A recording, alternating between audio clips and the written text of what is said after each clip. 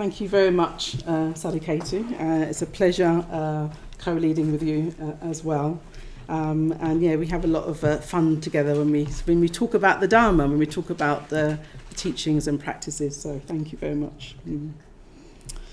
I'm going to start invoking with an invocation of Padmasambhava. And it's an invocation by... translated by Bhante Sangharakshita. Actually, yeah, could you put the light on? Thank you. That's great, lovely. Let me just start.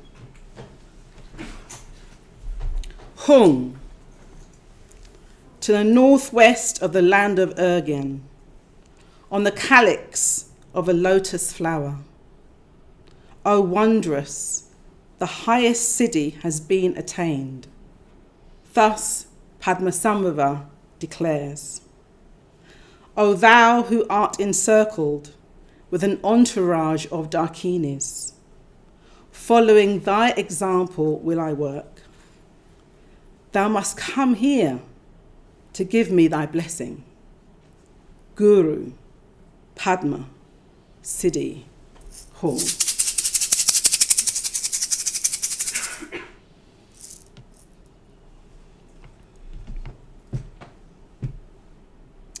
So those words were translated by Urgen Sangharakshita and with the help of Dada Rinpoche, both teachers of mine. And so who was Padmasambhava? We've been speaking about him all day in different ways, bringing him to our imaginations, bringing him alive. Really, he's a historical figure. So we don't, many of the figures that we have on our shrine, our beautiful shrine, often are sort of archetypal figures.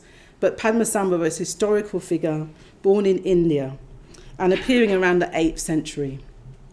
This is what Bhante has to say, Sangharakshita has to say about Padmasambhava. He says he's one of the most remarkable figures in the entire history of Buddhism. Not only was he a great scholar, and an accomplished debater and philosopher, he was also a formidable yogi, a great meditator, and a mystic. He was a great master of the occult sciences. And according to the tradition, he was also a magician, a great magician to be reckoned with. And I heard that he was a great dancer too. So, quite a man, I think. A really colourful figure in the fullest sense. In fact, one of the things that said about him, he was like the rainbow-bodied one. So if you think about somebody who's rainbow-bodied, it's like they express all the beautiful colours of the rainbow just in who they are. A real spiritual enlightened force that had a profound impact wherever he travelled to, and whose spiritual presence is mysteriously having an impact today, even in this very room.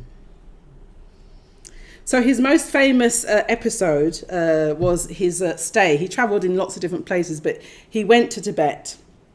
He'd been in India prior to that, in Bodh Gaya.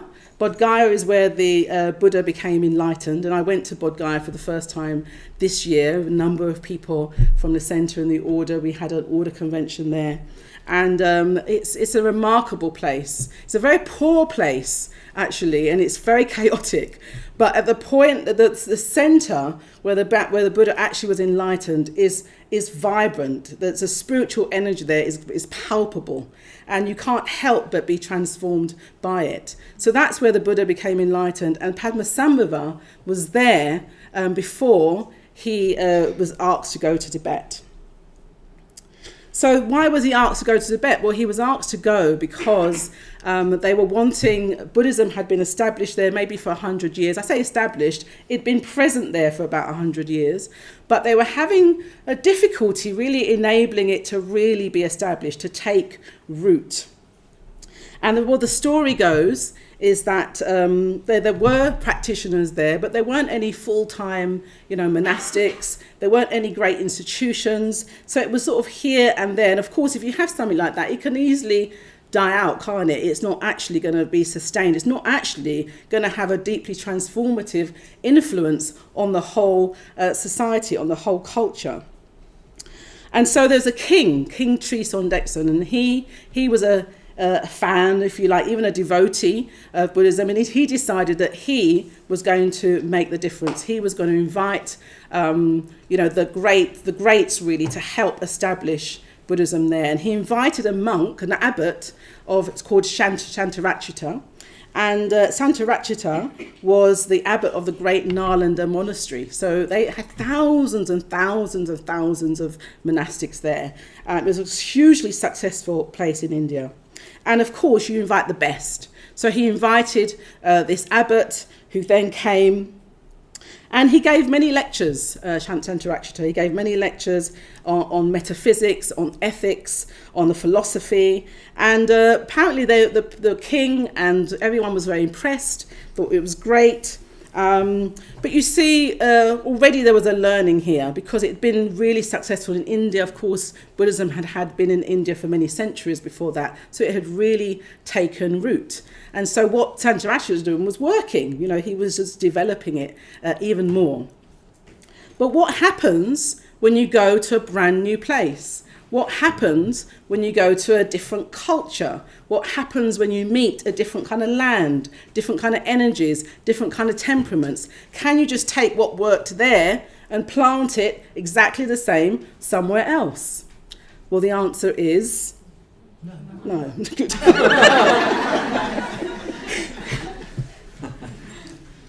So whilst the king was happy, he's really doing, he knows his stuff. It's very well done. The king was happy. The people were impressed. Something strange began to happen. Strange and disturbing, because after some of his lectures, one of the king's palaces suddenly had a bolt of lightning that destroyed the palace. And after another, a great flood happened. And then an epidemic broke out amongst the people. And then harvests were destroyed.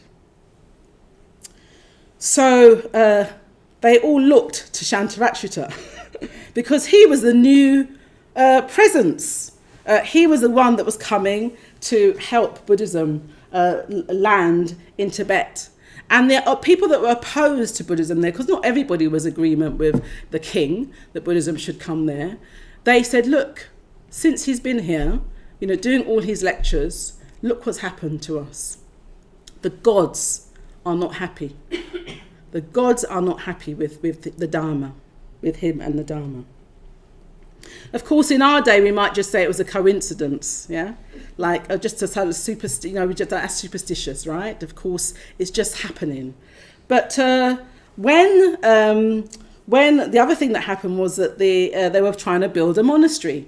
So they were kind of starting this monastery, making all kinds of efforts, and they'd go to bed, and they'd wake up the next day, and all their efforts had been destroyed. There was just rubble where there'd once been some formations. And that happened again and again and again. So that brought it even closer home, in a sense.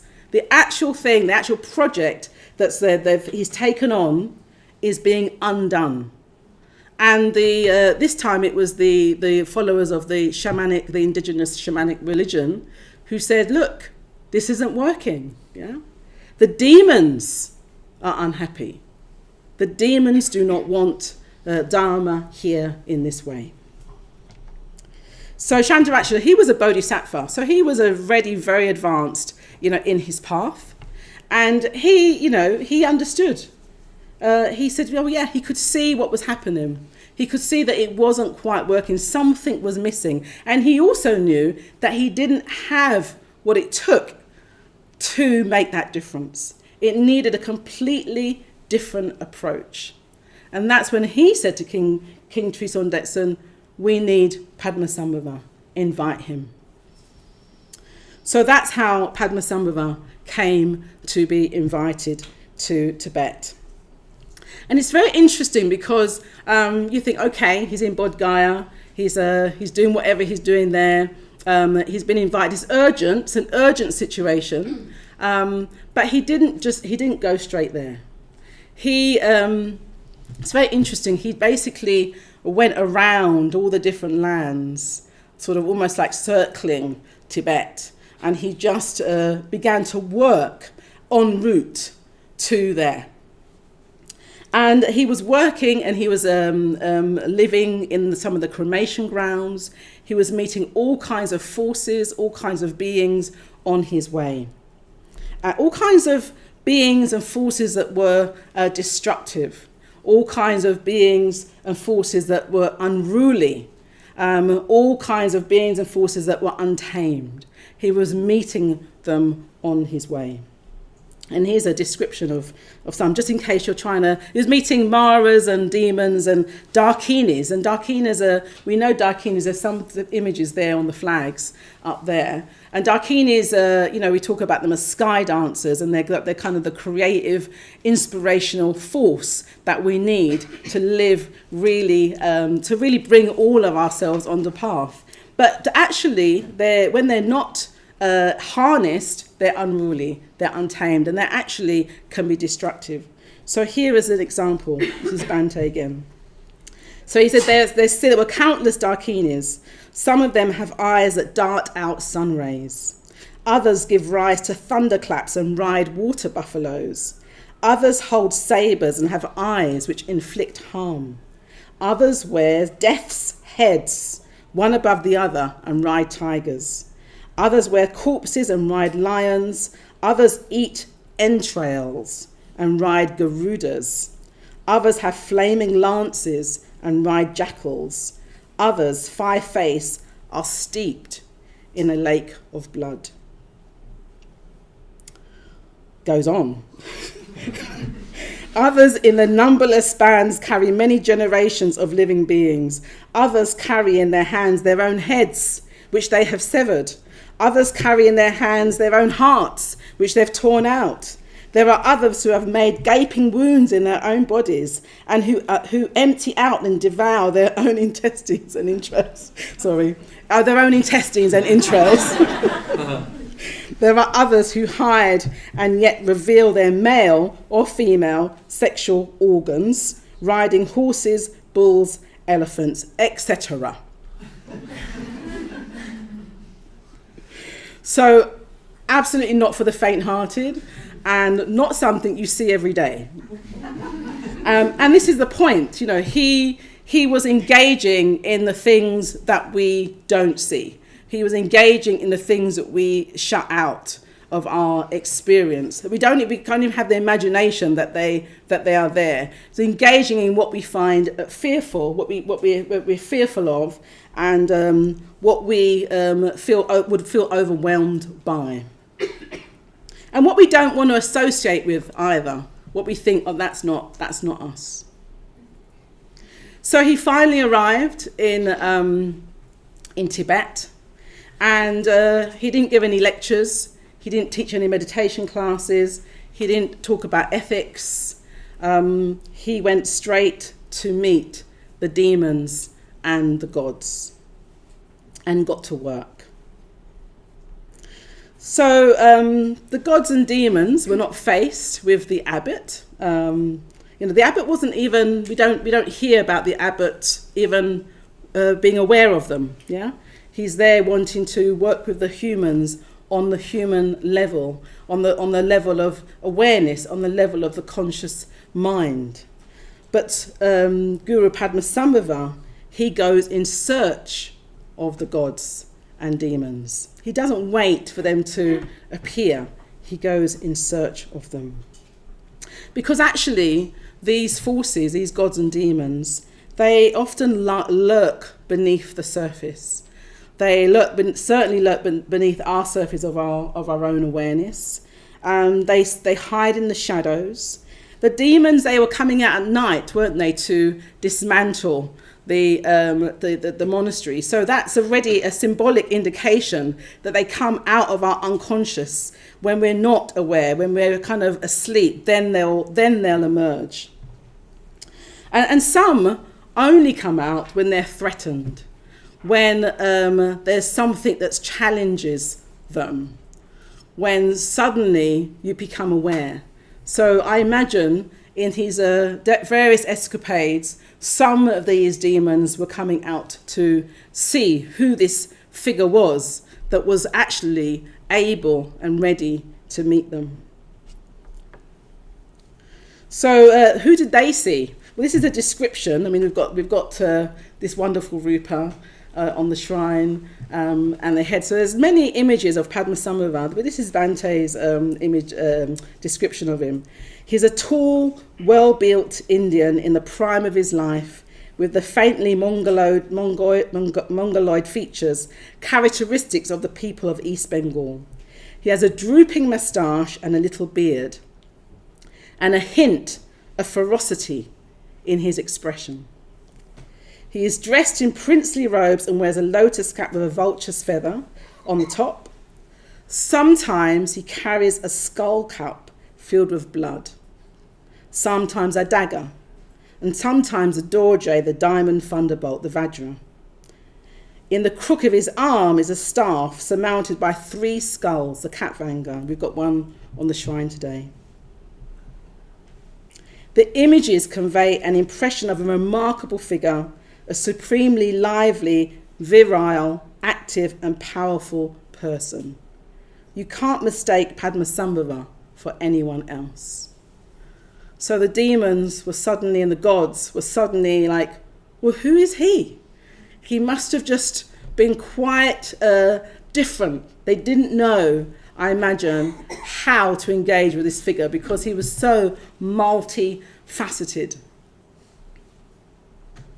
So the story is, of course, that in the end, the gods and demons were fully converted. Some offered their support to the Dharma. Some were bound by oath. Some gave their hearts to Padmasambhava. He subdued others, and all the energies of the gods and demons were harnessed and transformed. So we have these 2 interesting figures. We have Shantarakshita, who the abbot, the monk, the abbot who is like wise, emotionally very positive. He's a bodhisattva, and he engages with the rational. He engages with the conceptual. He engages with the conscious, what we already know about ourselves. And then Padmasambhava, you have the figure of Padmasambhava, who engages with the unseen, the gods, the demons, the unseen forces, the forces that don't reveal themselves to the ordinary eye, to the conscious mind. And in some cases will do whatever it takes not to be seen, not to be discovered. There's another class of beings that he engages with, of course, and that's Maras. So many of you have heard of Maras. So in a way, so there's gods, there's demons, there's Maras. So who are they for us now? We started our story in 8th century India and Tibet, but what about 21st century Bethnal Green? What about 21st century London? Who are these Maras, gods and demons? And what does transformation look like for us? So let's start with Maras, because we're probably familiar with them. Mara means killing or destruction, and it's really the principle of destruction or prevention. And in Buddhism, there's 4 types of Maras that we talk about. So there's the Mara of the Lord of Death, and it's death. It's basically, the fact is we're here, and we don't know how long we've got, and we don't know how long we're going to be here. We don't know what point it's all going to suddenly end. And that causes a great amount of fear, to the point where we block the whole thing out, where we just don't think about it because somehow or other it will sort itself out when it's that time. This great next part of our journey will just happen at some point. But really it's fear that's underneath that. And it's the fear of change in general. It's the fear of impermanence. In a way, it's our greatest teacher. Impermanence is our greatest teacher.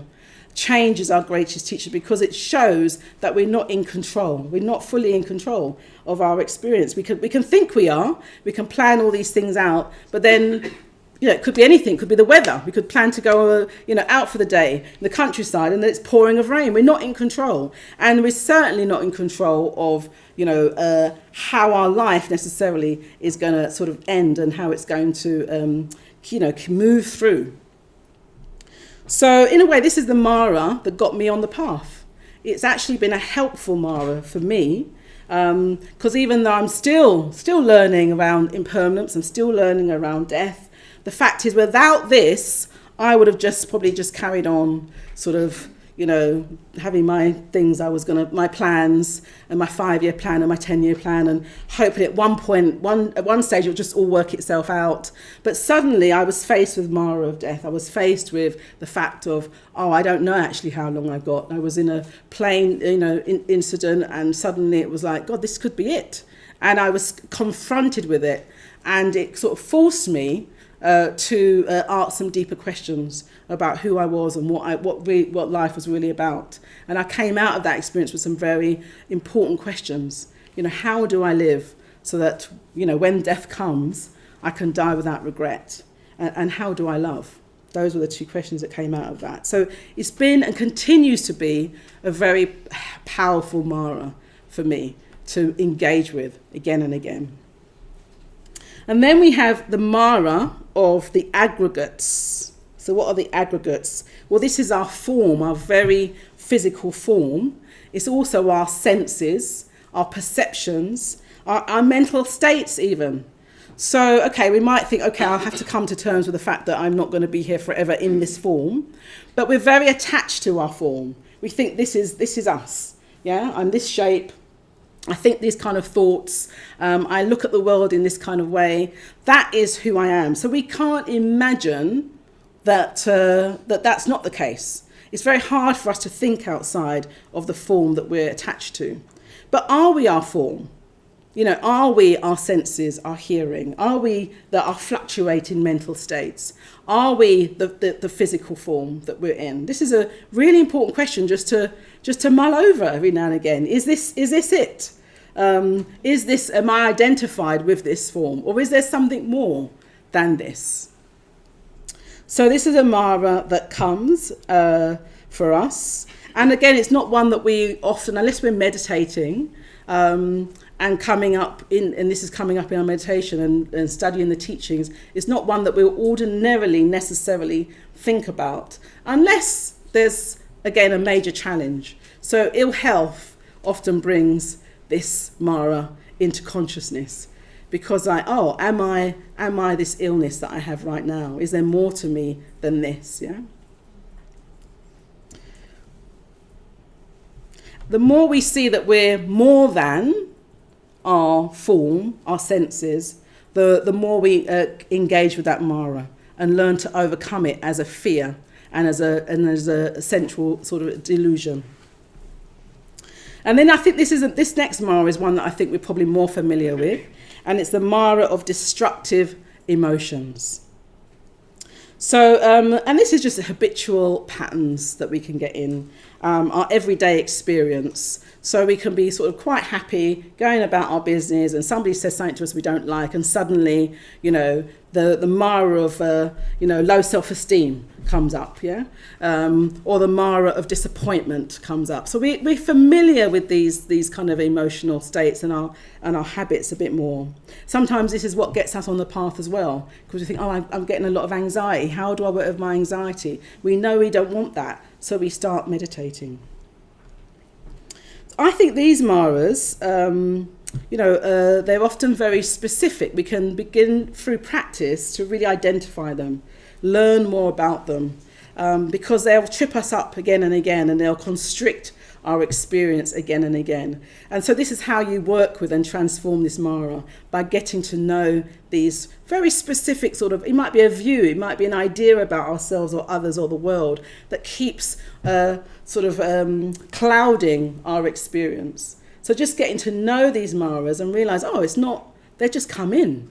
They might have come in from some time in our lives, But actually, they're not us either. They're not essentially who we are. So we can get to know that and go, that's just Mara coming in and undermining our experience. And love is what really helps us meet all the Maras, of course, and this one particularly, love and awareness. So seeing them a bit more clearly helps us overcome them. And then we have the Maras of the son of the gods. So this is interesting, this one. And this Mara is our habit of being comfortable, sort of attached to sensual pleasure, desire, but also just our general comfort zone, not wanting to be outside our comfort zone. And this Mara says, don't change. Just keep things as they are. You've done enough work, surely. Don't have to go any further. You're doing great. Just do a little bit more, but not too much. Well, you're laughing because it feels really familiar, right? And I certainly don't like, at what point is it all going to be easy? Because I've had some hard times already and I've transformed a lot. And at some point, it should all settle down. Yeah? Or it's the Mara of I've got my life just how it is, just how I want it. Yeah?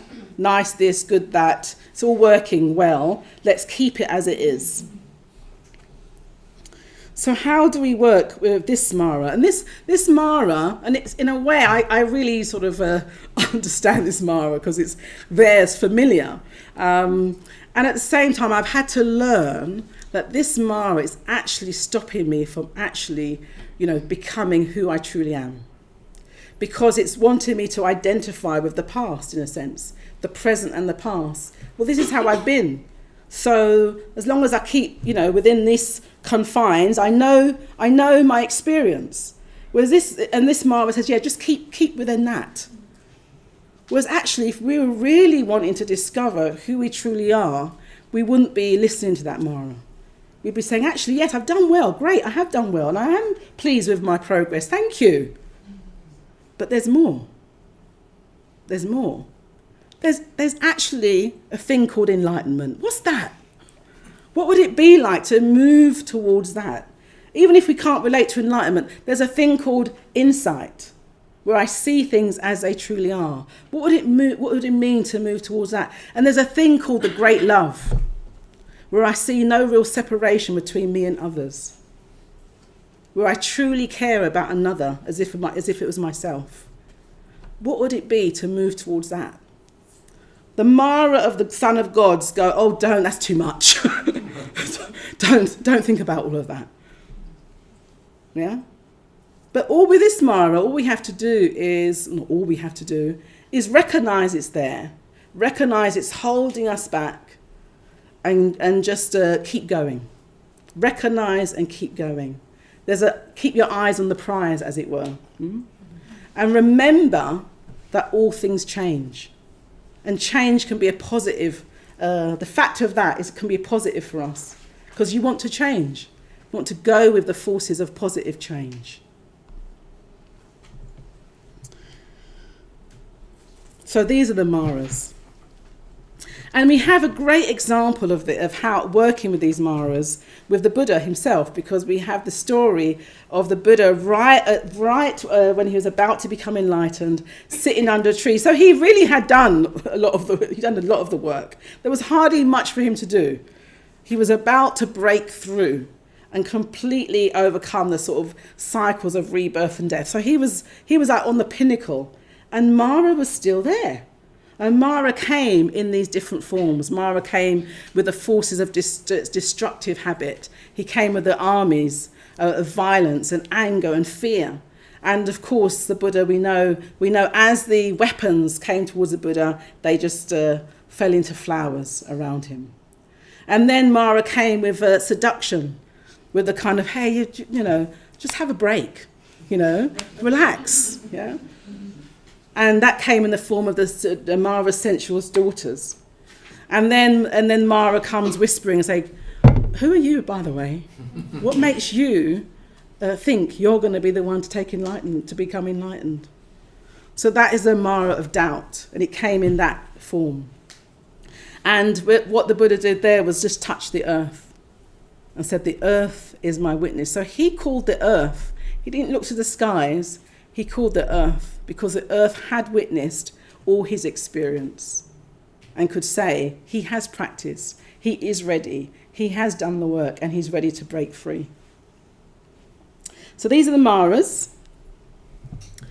And we talk about Maras, we talk about their habits, we talk about limiting beliefs, we talk about negative emotions. These things we are familiar with. Even in everyday culture, we're familiar with these. But what about demons? I don't think we talk about demons very much. Did anyone, hands up if you talk about demons in your everyday life? Couple of hands. A few. Once a week. Once a week, good. So we don't talk about demons very much in this culture, but and I think that might be to do with the fact that, you know, we've been in a sort of theocratic Christian culture where, certainly for me, you know, there was talk of the devil growing. That was a bit more like, you know, that was sometimes talked about. And the devil is like a personification of evil. And it's really sort of tied up with a sort of religion, if you like, and Christianity. The problem with that is you've got this personification of evil and no one wants to identify with that, yeah? Most people. And you just never know, but I think most people. But the problem with that is that you've got the devil on the one hand and angels on the other. You've got the good and bad. You've got saint and sinner. You've got these poles of experience, right and wrong. You've got the kind of earth and the earth and the underworld and the sky. You've got even the spirit and then the density and physicality of the body. And they all seem quite far apart. And what that means is that we're often in conflict. Well, which one are we really, you know, which one are we? Which one are we going to go towards? And we end up either oscillating from one to the other, or we're pushing one away, not wanting to identify with it. So actually, that means that we're at war on some level with ourselves. There's this ongoing tension, you know, between, you know, high and low, yeah, good and bad, you know. And for the Dharma, that actually doesn't actually work. Being in that constant tension, being at war with ourselves in that way.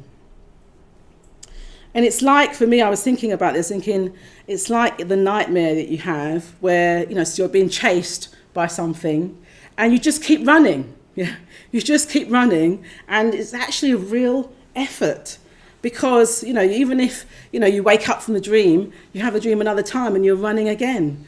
And then if you're practicing, if there's awareness that comes in, if metta comes in, one day you think, maybe I can turn and look what I'm actually running from. And it might be scary. You might turn and look and see what you're running from. But then you think, but maybe there's something I need to learn. Maybe there's something I can see. Maybe I can engage with this in some way. And then actually what happens is you get to know actually a part of yourself because it's one's own psyche, yeah? It's just energy that's playing out and manifesting in that way. So we want to be able to turn towards, look at what's going on in our experience because it's part of our experience. So yeah, the demons can be frightening, but what demons do, they hold things in place. So you've got Maras that are very specific. Maras are like, well, maybe you get a bit irritable, maybe you've got a bit of a temper, maybe, you know, you've got some kind of habit that you don't like. So we can really see these specific Maras. Demons, I see demons as like a number of Maras all rolled in one, yeah? And they hold things in place. So in the story, they're holding into the story of Tibet, they're holding in place their sense of ownership. They're saying, this land's ours. They're saying, you know, you haven't got permission to come here. This is to Shantarakshita. We haven't given you permission for the Dharma to come here. We have an agreement with the indigenous shamans of this land. Who are you? So the demons are holding things in place. And it's like psychologically for us, it's like it's like a big no-go area. Yeah? There's a big sign that says you can't come here. It's like a massive boulder that's put in place. That's the kind of energy of a demon. And they don't want you to move forward because actually they want control. It's a control. It's like, this is how things are. This is how it's been. You're not moving forward. And so if you find yourself like thinking, I just feel stuck, really, really stuck. Or you feel, some things just come and completely overwhelm you, or deeply sabotage your efforts. It could be a demon.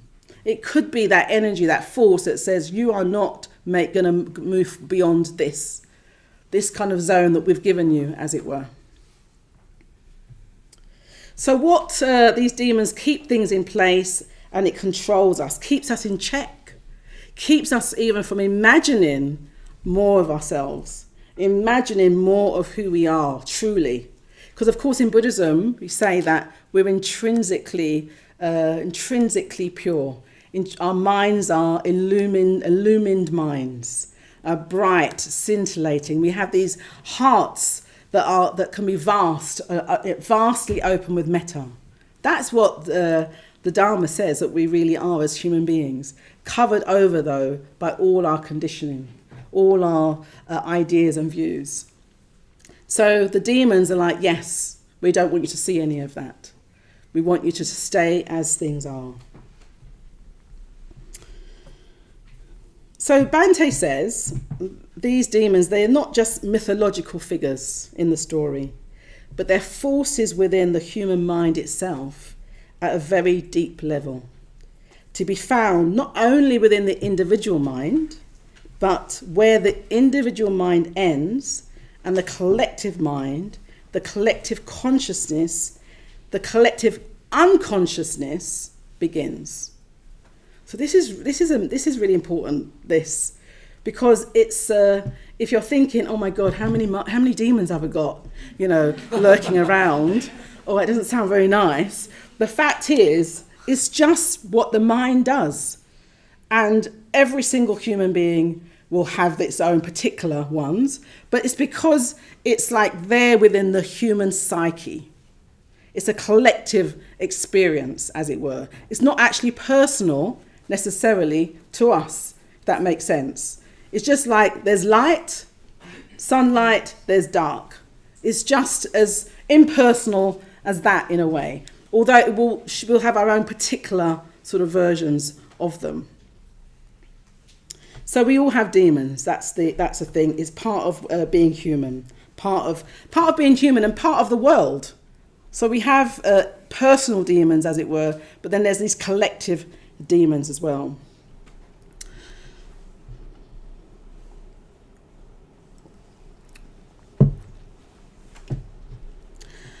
I was driving on Thursday, about 15-20 minutes from where I lived, and I sort of drove into an area, and I saw all these flags. These are British flags. I thought, oh, what's the celebration? I haven't been watching TV very much recently. Oh, what's the celebration? And then I started feeling really uncomfortable, and I couldn't work out why, because they were on every single lamppost. And I thought, gosh, even when we have celebrations, it's not as, usually as full as that. And then I read some of the slogans, and my heart sank. And it took me right back to when I was growing up, whereby a flag was a hostile act, was something that meant that I and other people like me were not welcome. And it was really strange driving, because it was everywhere, the town square, everywhere. And it was really strange driving because I thought, I was just 15 minutes down the road and everything was normal. And now I've come into this place and I don't know where I am anymore. And I could feel a very old fear arising in my being, because that used to be my response growing up, a sort of very old, I had a fear. And I realised I hadn't felt that for a very long time. And then I had to work with it. I had to kind of think, okay, how do I respond here? Because in the past, I used to find myself getting fearful and then angry and then, not knowing what to do. But I thought, gosh, I've been practicing now for, many years. What's my response now to this? Well, I mean, in a way, I had to, find that response because it was a bit shocking. So I had to find that response. And I think the main response that came was just one of sadness.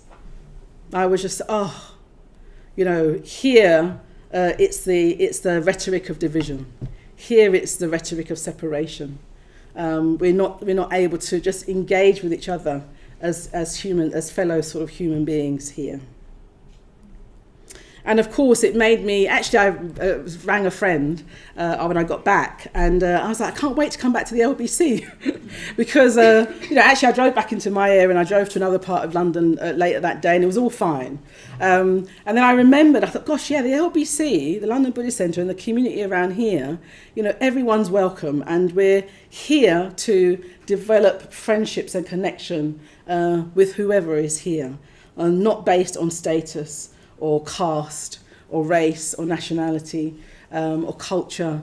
We're here to actually help each other grow, become friends with each other. That is the essence of a spiritual community. And Bhante thought about this years ago, and he said, it's really interesting coming to what Bhante said. He said, something else, he says, I've been very concerned and pained about recently is the question of racial prejudice and discrimination. He says, if you'd asked me a few years ago whether racial prejudice and discrimination was on decline in Britain, I would have said, yes, it certainly is. And it won't be many years before it disappears altogether. But he says, I don't think I could say that today. He said, in the last few months, I've read in the newspaper so many reports of cases of harassment that I've come to the conclusion that as a movement, and especially as an order, we need to take a much more active part in combating prejudice and discrimination. Or that goes to say, he says, that the order and movement to do whatever we can to remove such prejudice from the society in which our movement functions. We can't just look the other way, he says. So that was actually reassuring. I knew that, because Bhante also says that for him being a Buddhist is being able to make friends with any other human being. That's his essence of what being a Buddhist is. So it was great reading it just after having that experience. And why am I talking about it? Because it's a demon. It's a views that have sort of coalesced and actually have a real effect on many people. And when you have a demon, it has a life of its own. It kind of can have quite an influence just because it becomes the more people that subscribe to certain views. And this is any extreme views on any side, yeah? The more people subscribe to it, the more energy it gets and the more it has a life and can sort of sweep across the land, as it were. So that's why Bhante, I think, really sort of talked about it, nailed it, as it were, as one of them. But he talked about other ones as well, like capitalism, rampant capitalism, where adverts are every 5 minutes and you get used to just adverts happening every 5 minutes. And we just think, oh yeah, that's just how it is. Fast fashion is another one. We just got used to things being cheap, clothes being cheap in a sense, and then not wanting to see the suffering at the other end of it. The environment, the destruction of the environment. There's many, many different kind of demons. And the thing about demons is that they're often lurking, as I said before, in the shadows until the conditions come into being or until they feel threatened in some way. And it made me think that, 2020, gosh, when I look back at 2020, I think, what a strange time that was. But there was something that happened in 2020 whereby I think it was a tough time for many people, lots of suffering. And at the same time, things slowed right down. For most of us, our lives slowed right down, and we began to reflect more. And in some ways, even if it was just for a few moments, we began to feel more in solidarity with others. And it didn't last, but it was there. And millions and billions of people sort of took part in that for a few moments. I think that had quite an effect in a way. But maybe the Maras have been threatened, the demons have been threatened, if you like, by progress, by change. And they come out in force then. So that happens for collectively, as I've just spoke about, but it also happens individually, personally. So this also happens if, you're making great progress. You're really doing well. And then suddenly there's like the brakes get put on. Yeah, and just like you're not sure how to move forward. That's the Mara coming out, feeling threatened by your progress. And I say, keep going. It's like a good sign in a sense when it happens personally, because it's like, oh, change is really occurring. Your deeper drives, your deeper energies are being transformed. And the Maras and demons come out and go, oh, that's enough of that. So that's some demons and Maras. And then what about gods? Well, gods are higher classes of beings, if you like. They exist in the Buddhist cosmology. They exist in the sort of upper realms. And there are different kinds of gods, just like there are different types of Maras. And they're also individual and collective. When I think of gods, I think of, in the wheel of life, you have gods who just have everything they want. And they're living beautiful lives. And it depends what your form of beauty is, really. So, it might be really refined lives, having higher states of consciousness and meditation, a lot of bliss. It might be that. It might be that you're just very rich and wealthy and have everything you want. It's like a VIP pass everywhere you go. And you're celebrated in every way. You don't have hardship too much in the God realm. What are our collective gods? What do we worship? So, it could be a celebrity, a political figure. There's something about the God realm. There's two God realms. There's a sort of demigods, and then there's the other gods. They basically like power, status. They like ease and comfort. They in a way, they're very attractive figures because they're successful in what they do. So it means that we're often drawn to them, as it were. We're kind of like, they can be quite charismatic even, drawn to them and think, oh gosh, if my life could look a bit like that. But the thing about the gods is that they are still deluded because they don't recognize impermanence. They think their status, wealth, beauty, wonderful house, whatever it is going to last forever. So they don't recognize impermanence. And the other thing about gods is that they can become quite inflated, if you like, with all their accomplishments. And they can feel a sense of superiority on others as well. So in a way that they feel separate from others. Other people have a hard time, they're having an easy time. So we don't want to really go for refuge to gods. We can learn from them. There might be AI, AI technology, that might be God, that ChatGPT. You might be asking about your spiritual practice through ChatGPT. I heard it's being done. We can talk to our friends. That's what I say. We can talk to our friends. So we don't want to go for refuge to these gods. We can learn from them sometimes. But the thing to remember about gods is that they have their own agenda.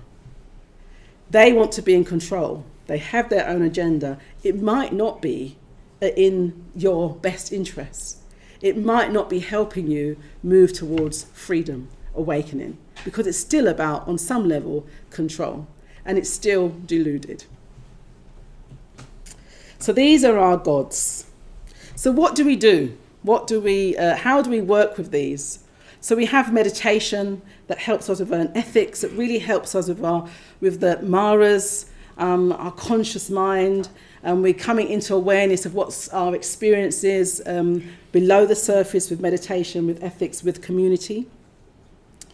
But the thing about the demons and gods is that they're unseen and they lie deep within psyche, deep within the human and collective psyche. So how do we work with these? And this is where the great guru, Padmasambhava, comes in. And he comes in and he's this figure, he's got all these sort of symbols, all these implements, because actually you need some tools. It's not just wishful thinking and think, oh, okay, just leave me alone for a little while, demon. You actually have to engage, and you need some tools to help you, need some things. So he has a Vajra. This is a Vajra. He has one of these. And Sadhaketa, this is a diamond thunderbolt. And Sadhaketa earlier was like, imagine holding a diamond thunderbolt. Imagine actually the energy of lightning and thunder, in your hand. And that was the energy you're going to use for transformation, for seeing through your maras and transforming your maras into positive qualities. And then this one's a purba. So this one doesn't have a purba, but this is a purba, a demon dagger. And it's like a peg. So basically with this one, you get to think, you think, what is actually going on in my experience? You meditate, you practice, and you think, I really want to peg that particular habit down. I really want to see that particular demon. I want it to come into consciousness so I can work with it, so it's not controlling me, and I can come into a relationship with it in some way. And this is what the purba does. It pins it down, it nails it, it stops it slipping back into the shadows, into the unconscious. So this is what the purba does. And these are just some symbols. There's lots of them. And what we need to do with symbols then is just engage with them. Hold them in your hand, They're nice on shrines, but use them, hold them, see what it feels like. And then visualize them. We have so many symbols, visualize them. How does what's going on in your life, how might that relate? Which symbol might it relate to? Which symbol might be helpful to bring in to something that's going on in your life? So engage with symbols, because symbols work on the non-rational, on the deepest aspects of our being. And they're ancient. Some of these symbols are ancient. They go back many years. And they work across all kinds of types of beings because they hold such power. So engage with symbol. And then ritual and devotion. So in a way, in order to again be prepared to meet our demons, to engage with them, we have to have some courage. We have to have a bit of courage, and we have to have enough care and love for ourselves. We want to change, So our heart, open your hearts, metta, open your hearts. And with ritual and devotion, that really helps us to engage our hearts. It really helps us not just engage what we know about ourselves, but the deeper energies again that are in our being. And with ritual too, you can speak to the different aspects of experience. You might not see gods, you might not see demons, you might not see all the other classes of beings, but you can say, hey, I know you're here somehow.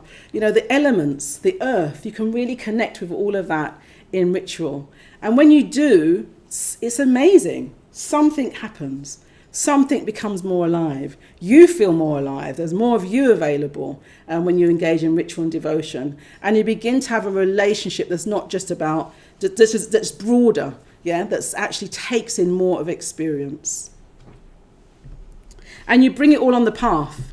Whatever's going on, I often say this on retreat, so come to the puja, no matter what kind of day you've had meditating, come to the puja and just bring it all there, whatever you're going on. Nothing's out of bounds. There's nothing we have to leave out of our experience. You can bring it all on the path and direct it to progress, direct it to freedom.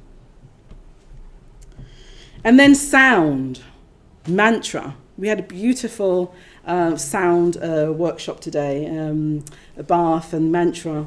We've had invocations, we've sung invocations, we've shaken instruments, we've really brought sound alive. And never underestimate the power of a song, the power of mantra.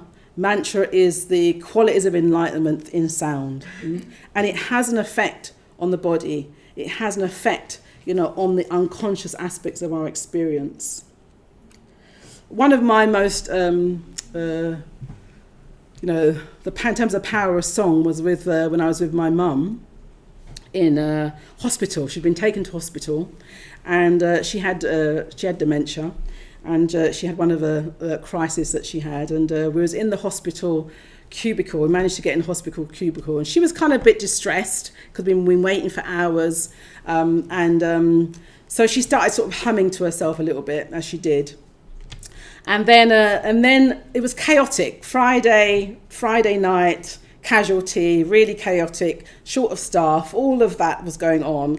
And then in the next cubicle, there came a man who was drunk, and he was shouting and swearing. He was caught with his demons, yeah?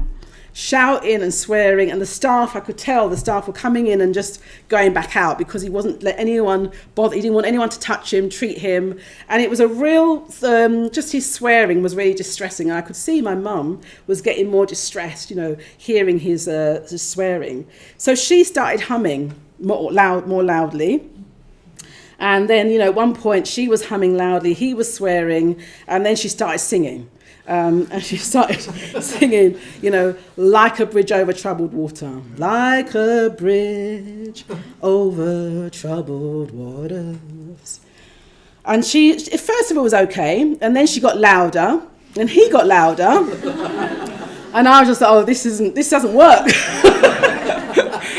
And they wouldn't, the staff was still, he was still kind of cursing the staff, and she started singing even more loudly. And then it was at a cacophony at one point. And then I thought, what do I do? What do I do? And I thought, actually, she's singing to soothe. She's singing to give herself some comfort. She's singing for peace. So I was like, well, I just join her then, So we started singing. I started doing some harmonies, and then we got quite into it, And we all were loud by this point. And then something happened, because then suddenly I realised that he'd stopped swearing, and there was just a silence. So we carried on singing. And then a little while later, I heard this. Like a bridge.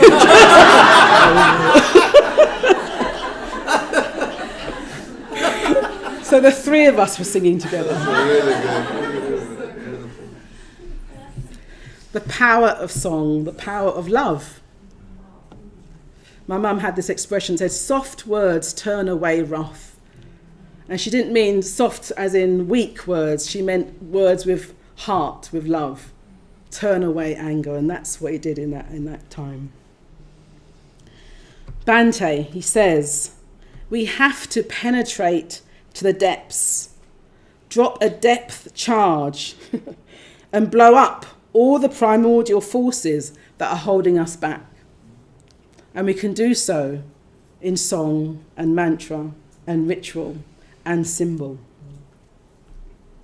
And then he ends, he gave a very famous lecture here in 1979, and he says, let the demons come.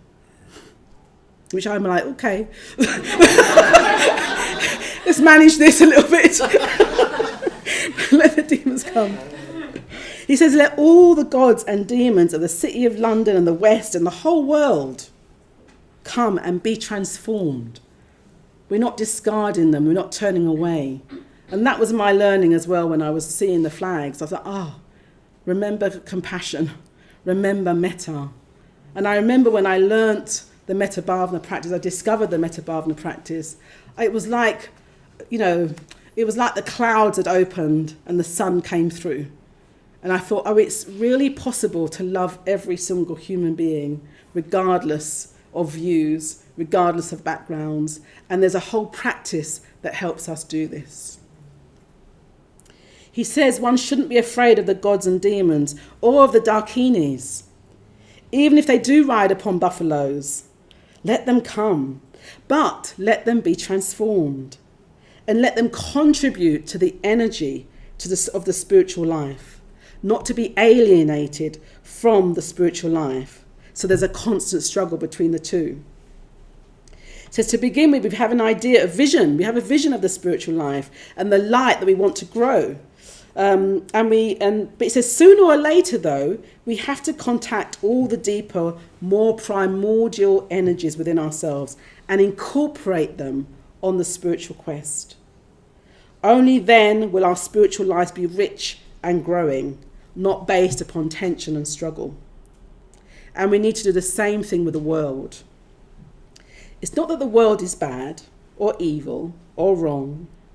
It's simply that the world's energies, or the energies which the world are so-called, energies of the world, are misguided. Misplaced energies, misplaced attachments, misplaced worship. So they've got to be guided in a direction that is in the right direction, he says, in a direction that is freeing, that is connecting, that helps them connect with the discarded aspects of themselves, of ourselves, and of each other. And I say, in order to do this, we need the great guru. We need the great guru, Padmasambhava. We cannot necessarily do it alone. We need his presence. We need the presence of spiritual enlightened forces that are here. And through the grace and blessings of all the teachers that have come before, who've really deeply connected with Padmasambhava, his presence is also here. So let's call on Padmasambhava. Let's call on him with a faithful heart. Ask for our own transformation, the transformation of our community, and the transformation of the world. We need the great guru, Padmasambhava. So let's call on him.